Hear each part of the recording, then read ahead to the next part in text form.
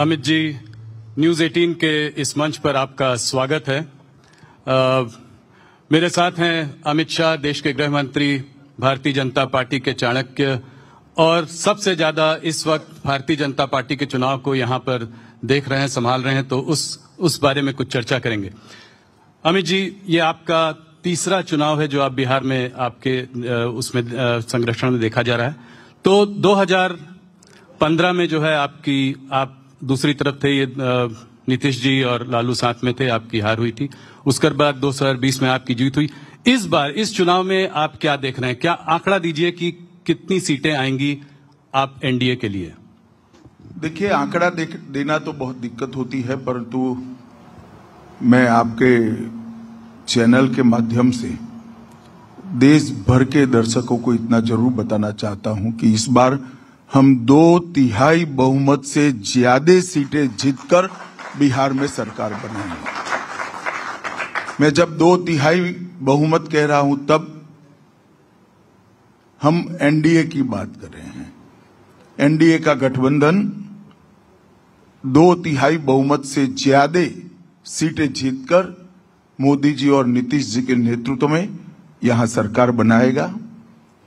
और मैं सारे देश के दर्शकों को ये भी बताने जा रहा हूं कि मैं जितना घूमा हूं बिहार में अभी, मैं स्पष्ट रूप से देख रहा हूं कि एक वेव एनडीए के पक्ष में है और हमारी सीटों के मार्जिन में भी अप्रत्याशित बढ़ोतरी इस बार होने वाली है।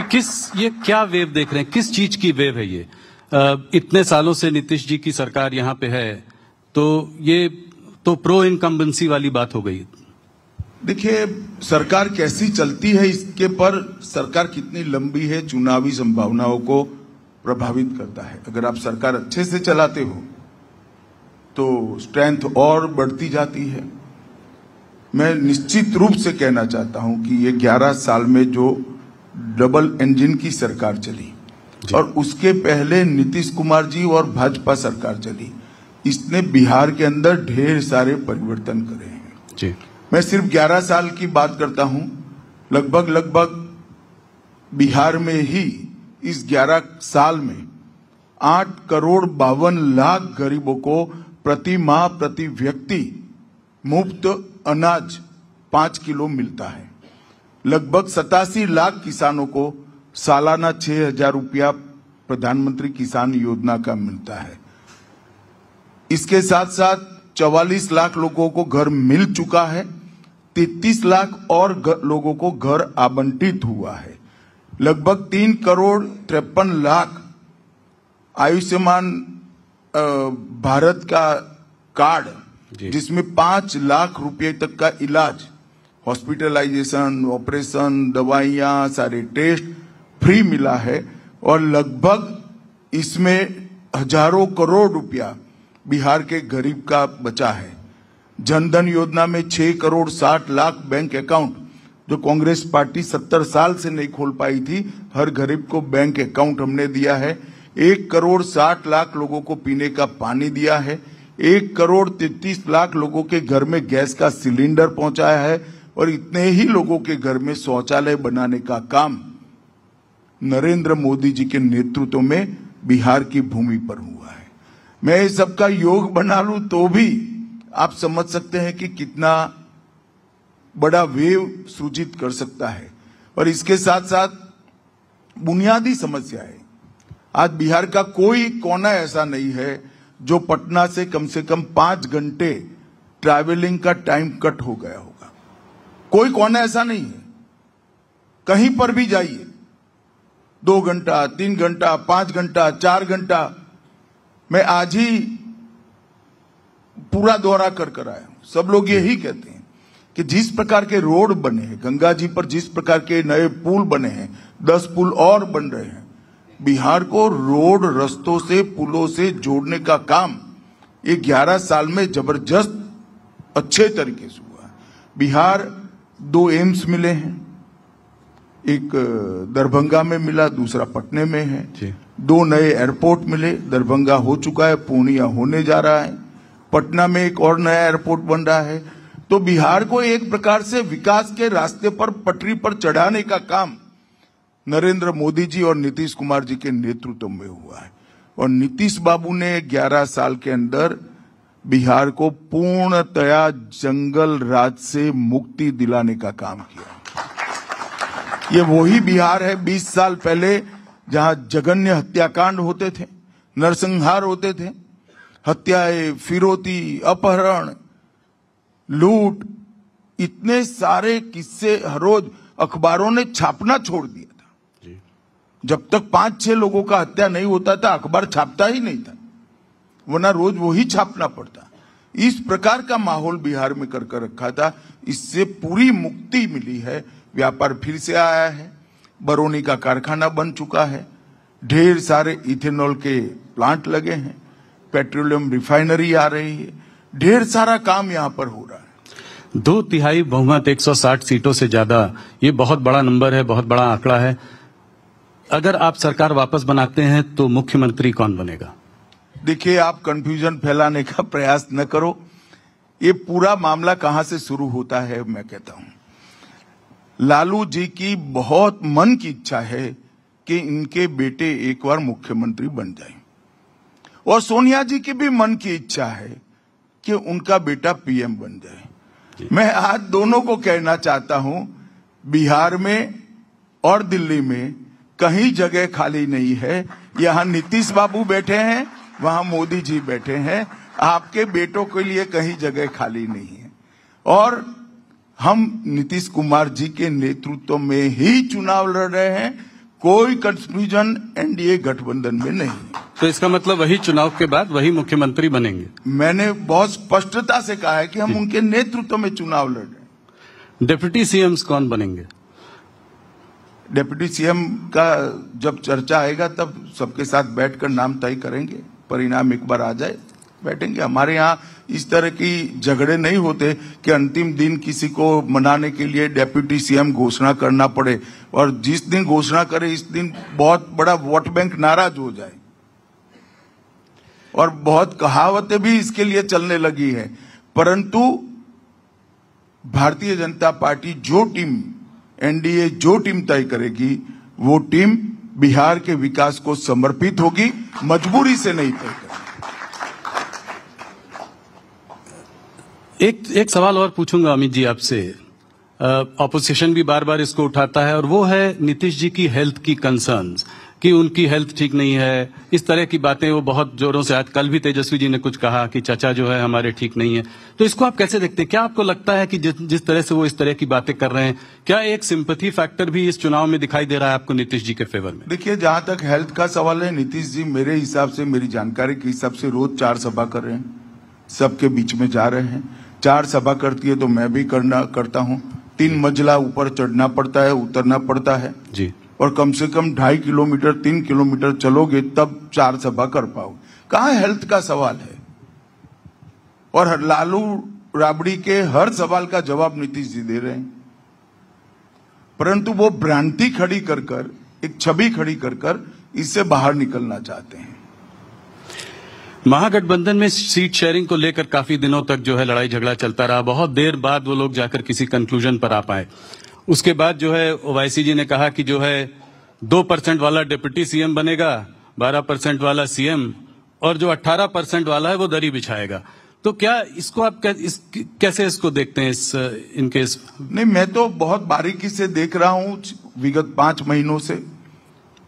इनके गठबंधन के अंदर कोई मनमेल नहीं है, मजबूरी से बना हुआ गठबंधन है। कोई रूट कर 2 महीने तक आता नहीं है, विदेश चला जाता है। कोई रूट कर प्रेस कॉन्फ्रेंस ज्वाइन करने की ना बोलता है तो उसको डिप्टी सीएम का झुनझुना पकड़ा देते हैं। और सीटों के बंटवारे में भी इतने झगड़े हुए हैं। अंत तक एक लिस्ट ये महागठबंधन नहीं घोषित कर पाया। हमारे गठबंधन ने, एनडीए ने पूरी लिस्ट की सूची एक साथ घोषित कर दी। कहीं पर कोई कंफ्यूजन नहीं। हम एक मुश्त होकर 5 पार्टियां 5 पांडव की तरह लड़ रही है, और सामने इतना बड़ा बिखराव है कि जिसकी कल्पना ही नहीं हो सकती। ये एक जमाने में इंदिरा जी विपक्ष के गठबंधन के लिए कहती थी, इस संतरे जैसा गठबंधन है, चुनाव का छिलका निकलते ही सारी कलियां अलग अलग हो जाएगी और ये बिखर कर टूट जाएगी। आज आपने भी दरभंगा में पीएफआई की बात करी और आपने कहा कि जो है लालू जी जो है नहीं चाहते हैं कि इनको अरेस्ट किया जाए, इनको जो है बैन किया जाए। तो क्या ये जैसे जैसे चुनाव पास आता है तो क्या इसकी वजह से ये पोलराइजेशन की ओर बढ़ रहा है? नहीं, पोलराइजेशन क्या है? आप मुझे बताओ कि पीएफआई जैसी संस्था जी किस धर्म के अनुयायियों ने बनाई, इसके आधार पर चलनी देनी चाहिए क्या?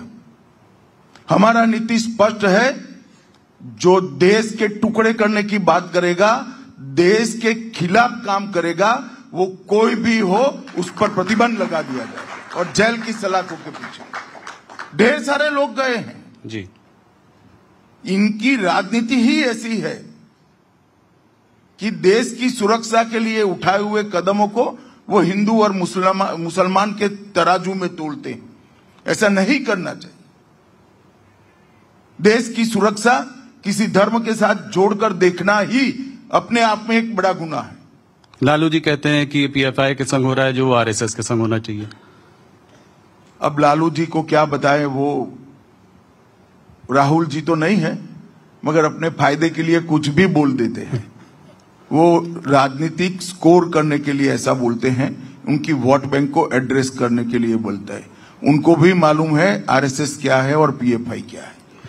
अमित जी, इस बार लड़ाई ट्रायंगुलर लगती है क्या? एक नई पार्टी भी आई है, जनसुराज पार्टी, प्रशांत किशोर जी आए हैं। भैया क्या है, एक पार्टी, इस देश में 1550 पार्टियां हैं, इसमें सबसे ज्यादा बिहार में है। तो अब ट्रायंगल का तो 1000 एंगल है। जी जी जी। तो आप प्रशांत किशोर की पार्टी को कैसे देखते हैं इस चुनाव में?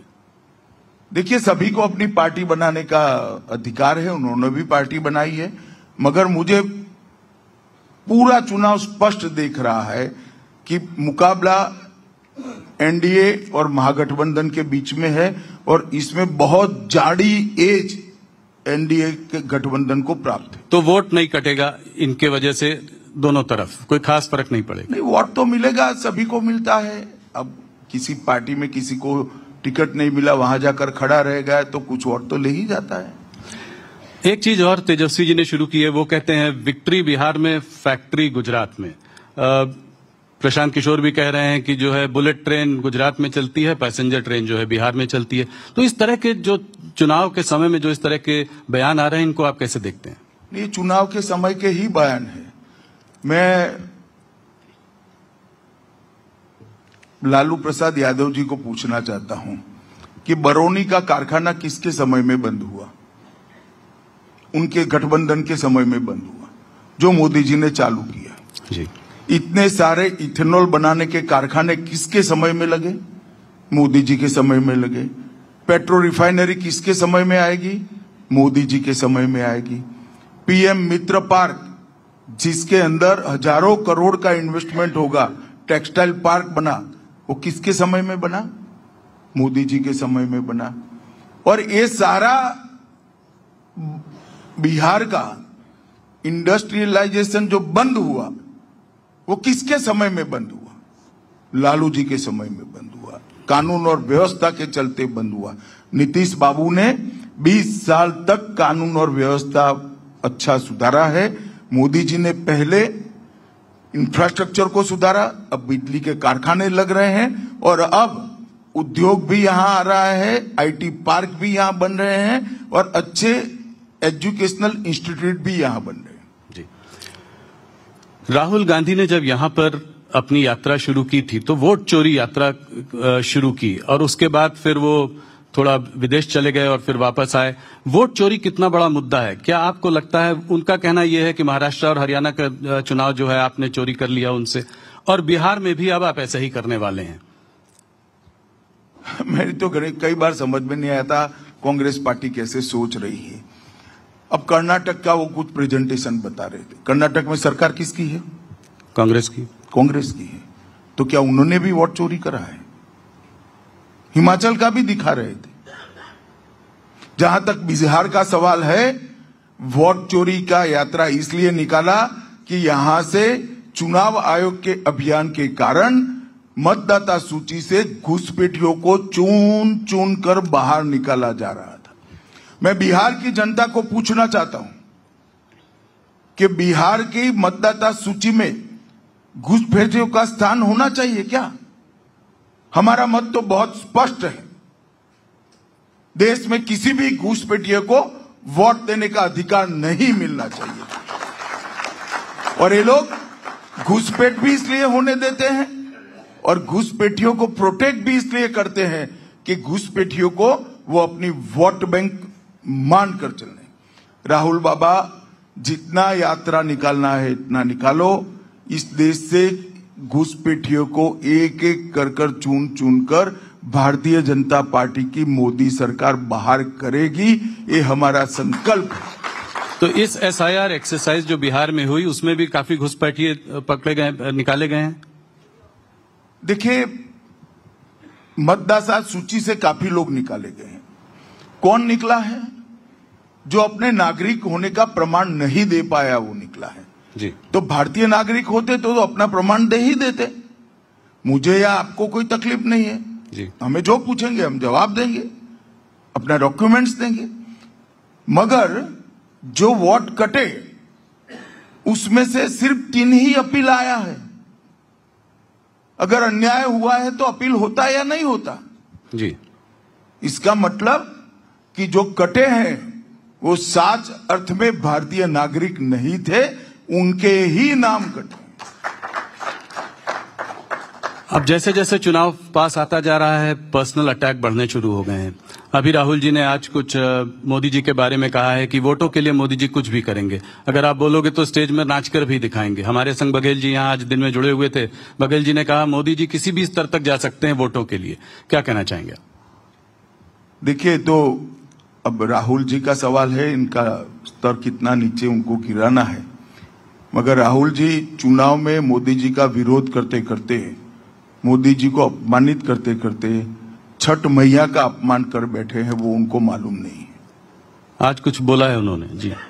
पूरे देश में छठ के पर्व के दिन छठ मैया का पूरा देश मन से प्रार्थना भी करता है, अर्घ्य भी देता है और उसका प्रसाद भी ग्रहण करता है। अगर मोदी जी छठ के त्योहार का सम्मान करते हैं और उनको वो नौटंकी दिखता है तो राहुल जी मोदी जी का अपमान नहीं कर रहे हैं। राहुल जी ने छठ मैया के सारे भक्तों का अपमान किया है, बिहार और पूरे पूर्वांचलियों का अपमान किया है। और मैं मानता हूं इस चुनाव में बिहार चुनाव में उनको इसका बहुत बड़ा खामियाजा भुगतना पड़ेगा। और दूसरी बार, ये कोई पहली बार मोदी जी का अपमान नहीं कर रहे हैं। ढेर सारे, मैं तो रिपीट भी नहीं कर सकता, कितनी बातें स्तर गिराकर कांग्रेस पार्टी ने मोदी जी के लिए की है। इनकी माताजी तक को अपमानित करने का प्रयास किया है।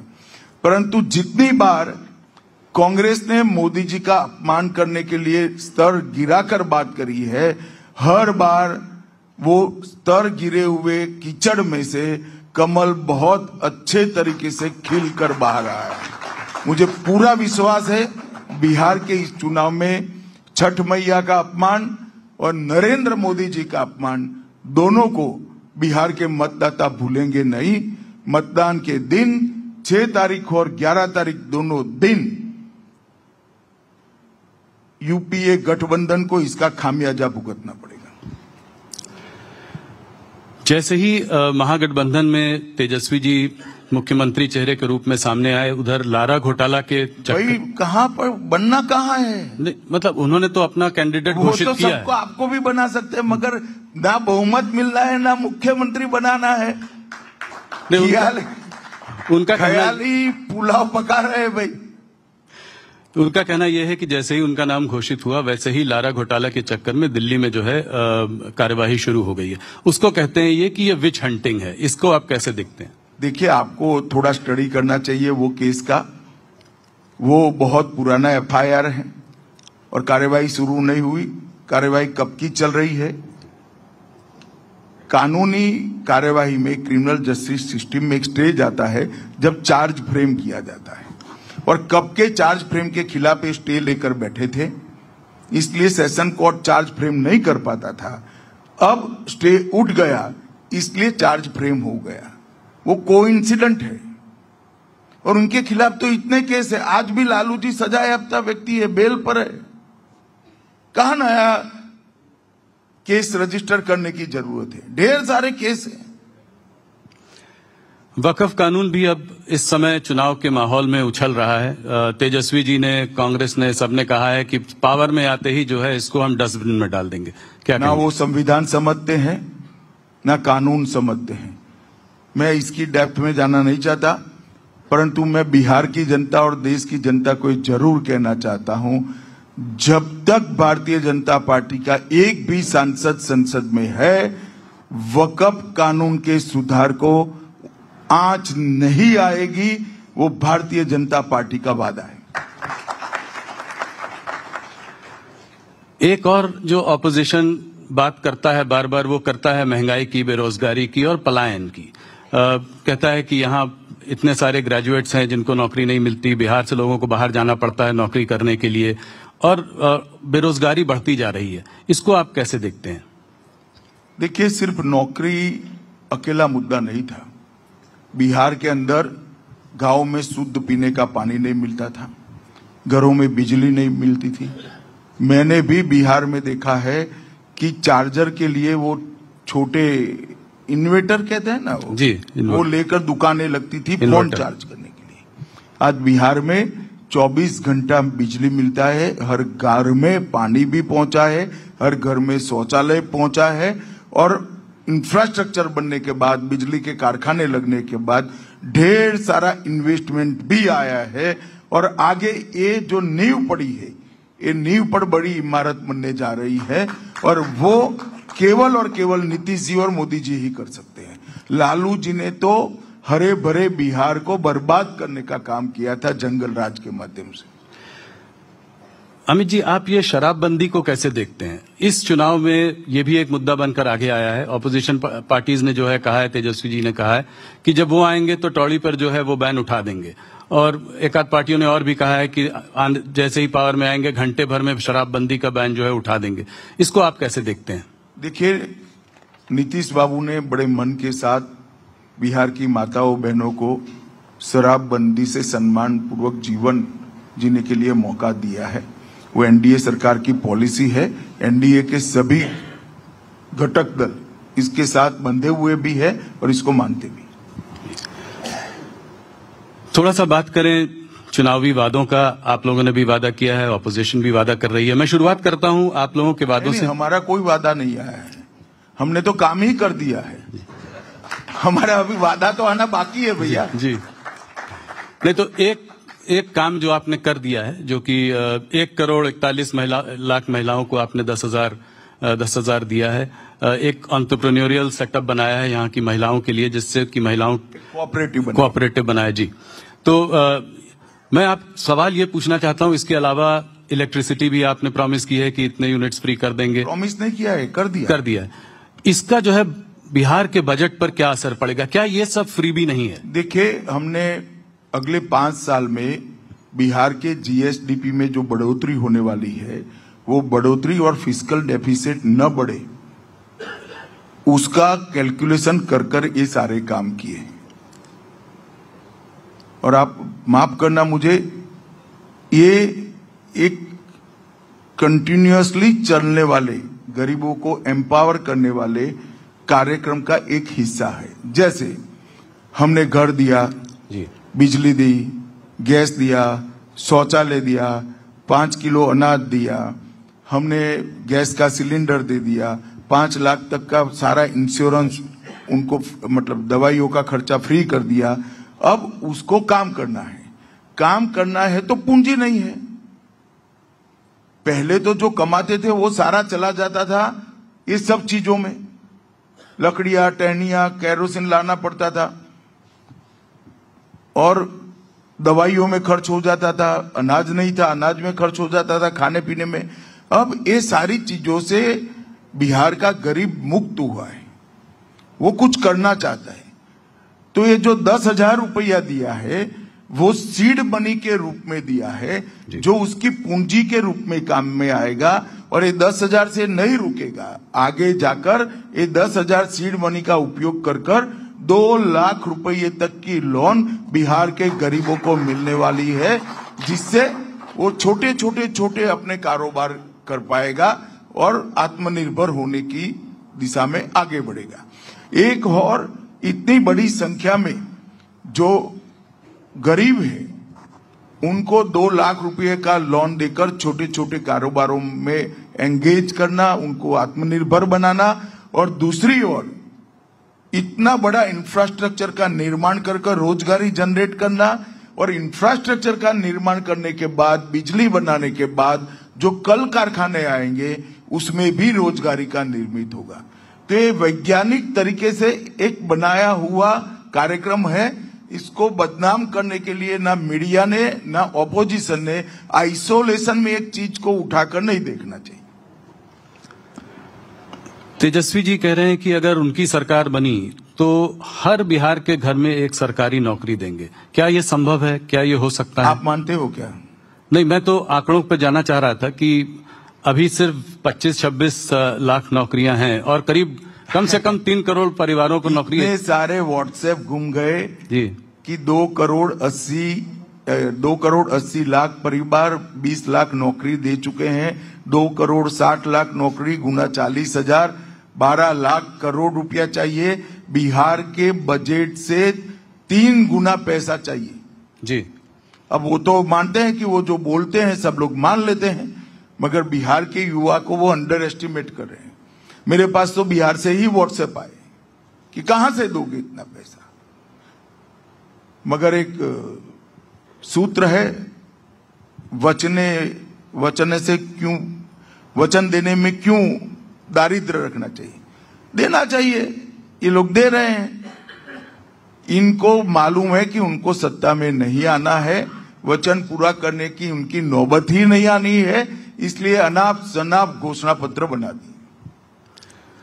अमित जी, आपने बिहार पे हमारे बहुत सारे सवाल लिए। कुछ और सवाल आपसे पूछना चाहूंगा, बहुत दिनों बाद आपसे बात कर रहा हूं। नक्सलवाद की जो एक प्रॉब्लम है वो देश में हमारी बहुत बड़ी प्रॉब्लम रही है। दशकों से जो है हम लोग इससे लड़ते आ रहे हैं। आपने इसमें एक अग्रेसिव टारगेट और टाइमलाइन लिया। आपने कहा था कि अगले साल मार्च तक जो है इसको आप पूरा उखाड़ कर समाप्त कर देंगे।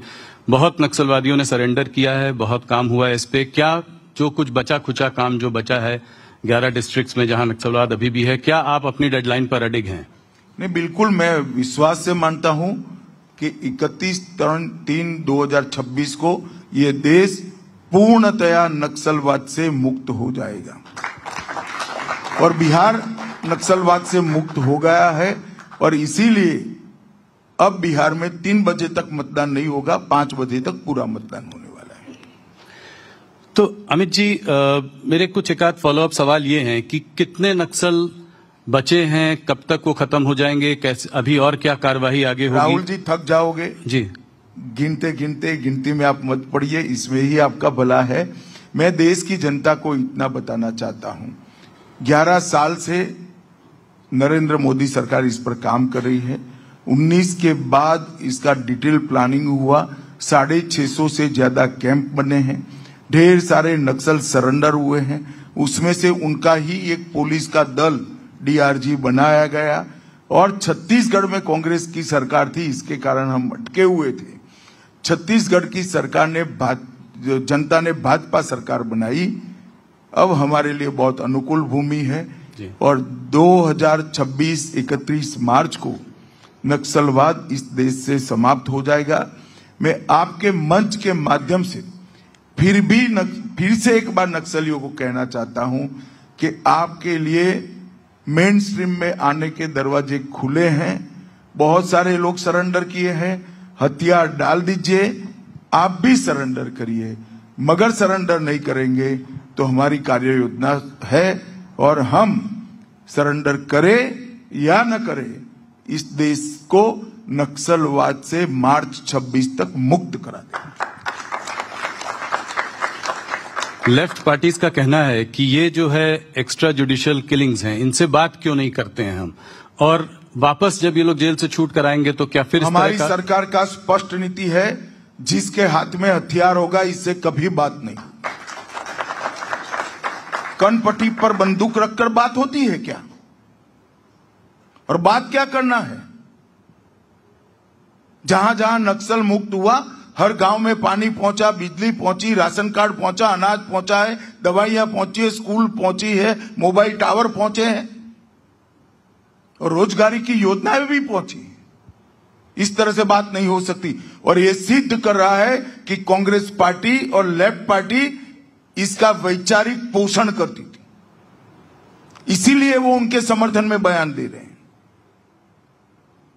सैकड़ों आदिवासी मारे गए हैं, किसी का पैर उड़ गया, किसी का हाथ उड़ गया, सैकड़ों जवान मारे गए, शहीद हो गए। इनके ह्यूमन राइट नहीं है क्या? किस प्रकार की बात करें? बात किससे करें? हाथ में जो AK-47 राइफल लेकर बैठे हैं, इनके साथ हम बात करें? नहीं होगी बात। जो सरेंडर होगा वो मेन स्ट्रीम में वापिस आएगा, सरेंडर नहीं होगा उसको पुलिस का सामना करना पड़ेगा। थोड़ी बात GST की करें। आपकी सरकार ने जो है पिछले साल बजट में इनकम टैक्स रेट की कटौती की, मिडिल क्लास को बहुत बड़ा फायदा हुआ।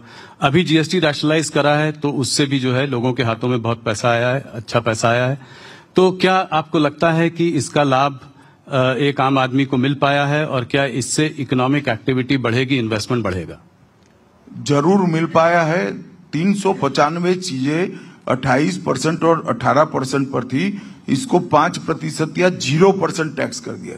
और ज्यादातर चीजें रोजमर्रा की उपयोग की चीजें थी जो हमारी माताएं बहनें खरीद करती थी। और ये पूरा फायदा पास ऑन हो, इसके लिए वित्त मंत्रालय ने एक कमेटी बनाई है। इसका क्लोज मॉनिटरिंग हो रहा है और पास हो भी रहा है।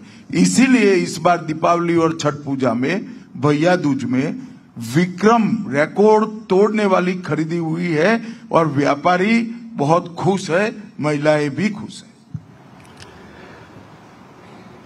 मैंने ये भी सुना है अमित जी कि ड्रग्स कार्टल्स पर भी आपका एक बहुत बड़ा हमला है और आपका एक बहुत बड़ा प्लान है कि इसको भी जो है उखाड़ कर फेंकना है इस देश से।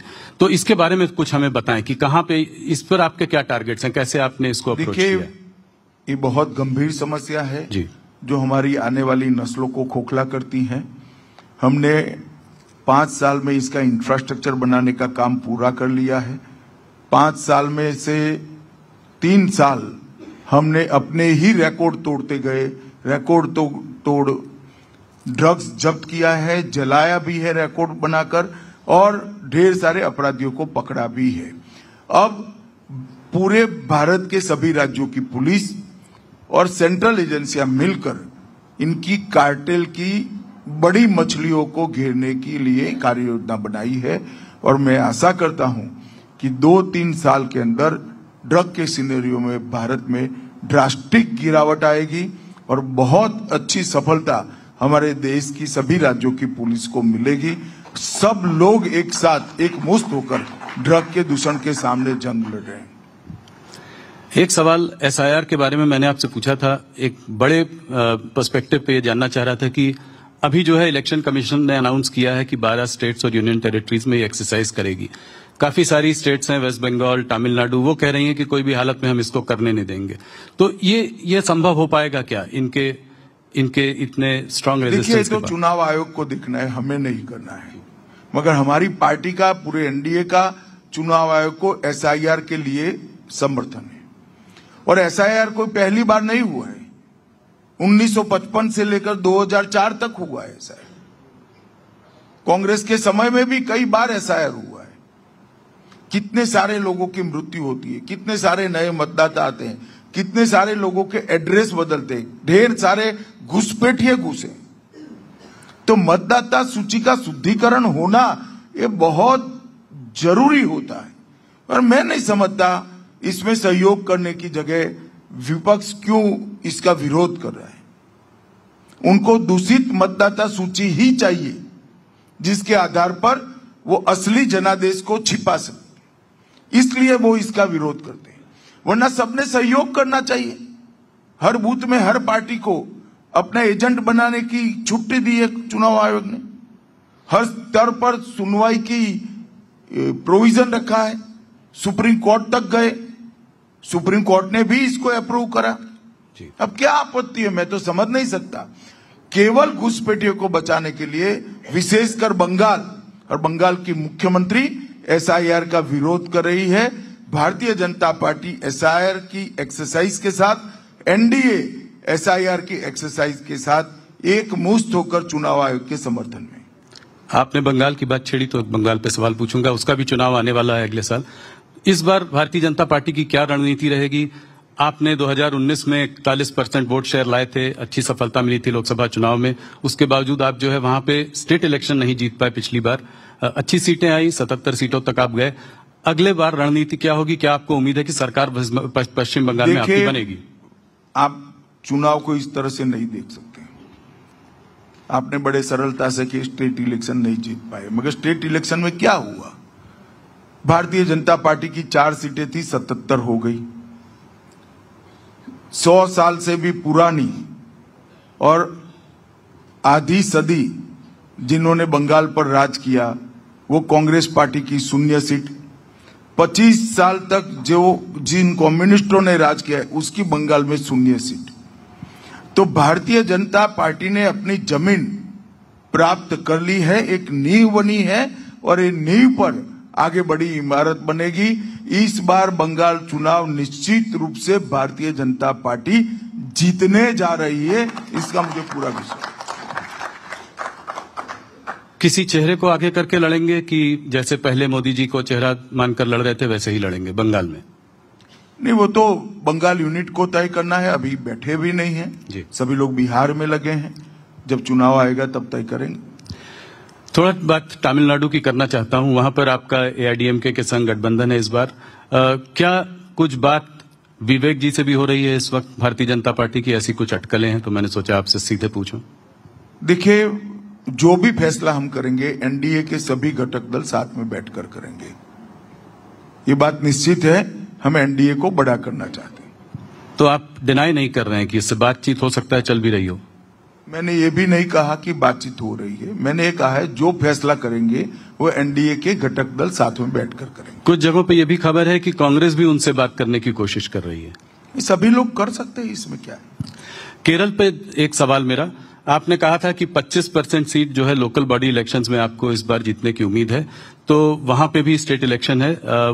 स्टेट इलेक्शन में आपको कितनी सीटें जीतने की उम्मीद है? 140 सीटें। अभी क्या वहां पर भी आपका कोई गेम है? अभी देर है, मगर इस पंचायत चुनाव में, म्युनिसिपैलिटी और म्युनिसिपल कॉर्पोरेशन के चुनाव में भारतीय जनता पार्टी 25% वोट प्राप्त करेगी और हम अच्छी खासी संख्या में सीटें भी जीत कर लाएंगे।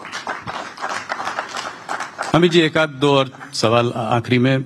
एक सवाल जो मैं आपसे पहले भी पूछ चुका हूं पर आज फिर पूछना चाहूंगा, भारतीय जनता पार्टी अपना नया अध्यक्ष कब घोषित करेगी? अब तो बिहार के चुनाव के बाद ही होगा, पर उसके बाद हो जाएगा, काफी प्रायोरिटी में हो जाएगा बिहार चुनाव के बाद। जाते जाते एक आखिरी सवाल, आप खादी पहनते हैं, खादी मैंने पढ़ा भी है, आपसे बात भी की है इस बारे में। इसके पीछे क्या, कब ये शुरू हुआ, इसके पीछे क्या कहानी है? देखिए, मेरी माता जी, उन्होंने मुझे खादी पहनने के लिए प्रेरित किया था और उस वक्त तो ज्यादा समझ नहीं थी जब मैंने खादी पहनना शुरू किया था, मगर आज मैं देख रहा हूं खादी का विचार आज भी इतना प्रासंगिक है जितना 1920 में हुआ करता था। अगर मेरे खादी पहनने से एक गरीब के घर को रोजी रोटी मिलती है, एक गरीब महिला को रोजी रोटी मिलता है, तो इससे ज्यादा पवित्र कपड़ा और कोई नहीं है। और मैं तो देश भर के सभी परिवारों को कहता हूं, घर में कई सारी ऐसी चीजें होती है, पिलो कवर होते हैं, चद्दरें होती हैं, बदन लुचने के तौलिए होते हैं, कई सारी ऐसी चीजें होती है जो खादी का हम उपयोग कर सकते हैं। और खादी ग्राम उद्योग में तो अब ढेर सारी खाने पीने की चीजें भी उपलब्ध है। खादी को बढ़ाइए। खादी हमारे देश के लिए, हमारे देश के गरीबों के लिए रोजगार का बहुत बड़ा साधन है और आत्मनिर्भरता और स्वदेशी दोनों खादी से ही मजबूत होता है। और मोदी जी ने खादी को बल दिया है और खादी के टर्नओवर में सैकड़ों गुना बढ़ोतरी करने का काम भारतीय जनता पार्टी की नरेंद्र मोदी सरकार ने किया है, एनडीए सरकार ने किया है। अच्छा ही हुआ आपने पूछ लिया, जिससे मैं अपील कर पाऊंगा। और युवाओं को विशेषकर मैं कहना चाहता हूं कि एक बार आप खादी पहनकर देखिए, गरीब के साथ आपका मन अपने आप जुड़ जाएगा, इसके दर्द को आप महसूस कर पाएंगे।